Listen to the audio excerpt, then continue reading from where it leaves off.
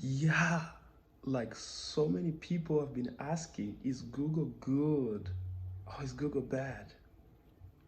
And I have to break it up to you, okay? There's a reason why people are questioning Google. There's a reason. And let me tell you a little bit about it because it's affecting so many people. Like, what does Google have on you? What about your privacy? What is Google intention? Okay? And some of the reasons why people just don't like Google is just like how many information do they have on you? Like, have you ever thought about that? Have you thought about that? Like, Google has information on who you are. Mm-hmm. They do. Like through your search, through your Google feed, Google Photos, through you signing up for Google and other apps, through you, uh, through third-party apps and everything, Google knows who you are. Like, isn't that crazy? Google also knows your location, guys. Location is important. Google keeps tracks of where you are every single time through Google Maps and through also Waze. Like, did you know Waze is also a Google product? Some of you didn't know. You're like, oh, I gotta go quick. Let me use Waze. It's also a good Google product, and they keep your location and track your location from there. Yeah. Or Google also collects information about your communications. Like they know who you're talking to, they know your plans, they know everything through Gmail, through Google Drive, like when you use Google Docs and everything like that, through Google Calendar, through just your mobile device, through Google Hangout. They know your communication. Like they can track down what you've been planning, who you've been talking to, things like that. They track it down for you. Okay. Google also has information on what you like and what you don't like. That's why you always see like, oh, this ad is like perfect. Yeah, because Google knows who you are. And they through your search, your YouTube, through ads, through Google Shopping, they track down your likes and dislikes. Google also knows about everything that you've done on the web, everything that you've searched up, everything that you've Googled up, they know. They know it and they have kept information about that. You know, when you click, you say accept cookie, just know that your information is being saved and monitored. So like, why would you trust a company like this? That's a question that you gotta ask yourself. Like, would you trust a company that has this information on you? Do they sell it? Do they use it? How do they use it? Like, what happens to your information? We know information is so important to you.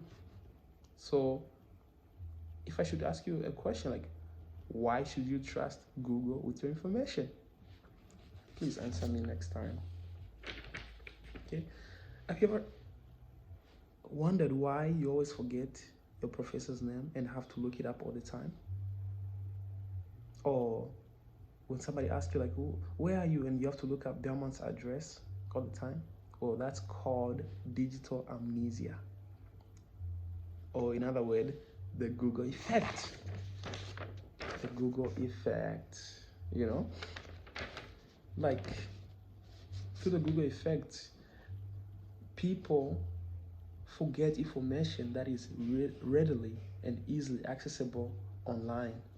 So in that case, people are becoming a little bit dumb, if I can argue, because they're not trying to store information because they know they can always get it on Google. But guys, is this the path that we want to head to as humans, where we can depend on Google to this point? We start losing our ability to store information. Google. What else about Google? Google has been seen and accused of antitrust laws, which are laws that keeps big businesses in check and keep the competition on the market in check. Like the Justice Department accused Google of monopolizing the advertising technology. This was in January of this year. They're saying that Google has too much control over advertising technology, and this is for the past 15 years. They're saying Google is driving out rivals and diminishing competition in this field. It's inflating advertising costs. It's reducing revenues for news publishers and content creators. It's sniffing out innovation. Like, wow. It's also harming the exchange of information and ideas in the public sphere. And this is true, Google has the power to information that everybody relies on. And it's them who get to choose how this information get passed around. Have you ever thought about that? So if Google decide we should go more left-handed, they will go more left-handed. If Google decide we should reduce more of this information, they can do that because they have the power to. In this same manner, Google, Canada had to act, and they released this new law that is called the Online News Act that tax Google on sharing their news content. But as you can imagine, Google refused to pay and said they rather stay out of Canada's news than pay.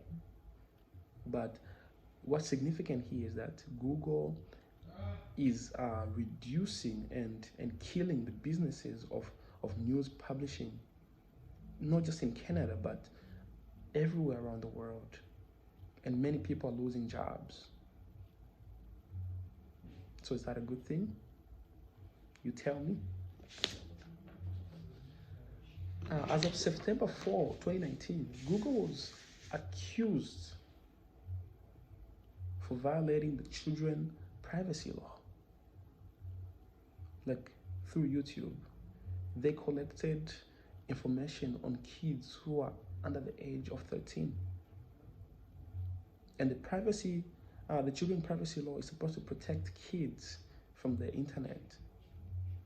But Google seemed to take advantage of this, and they had to pay $170 million for this violation. So as we can see, Google has just had so much damages on our environment and in our societies, and they continue to do so even now. And as for me, I don't think this is a good way for a company that is so important and that so many people use to act out this way. So I don't think Google is a good company, or a good search engine.